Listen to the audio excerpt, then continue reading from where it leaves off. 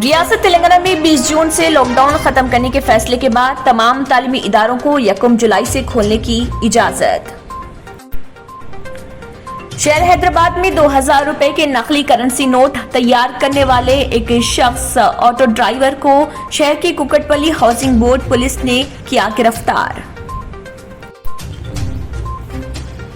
सड़कों की निगहदाश्त में नाकामी पर खानगी एजेंसी को जुर्माना, ग्रेटर हैदराबाद म्यूनिसिपल कॉरपोरेशन।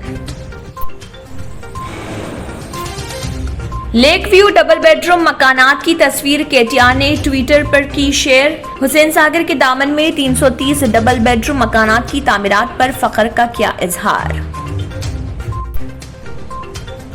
दायरा मीर मोमिन में नाजायज कब्जों पर वक्फ बोर्ड से रिपोर्ट तलब। तेलंगाना हाई कोर्ट की हिदायत, खारिजीन को नोटिसें जारी की गईं। शहर हैदराबाद के इलाके नामपल्ली में एरिया हॉस्पिटल में वर्कर्स को सैलरी अदा न की जाने के बाद वर्कर्स की जानिब से एहतजाज।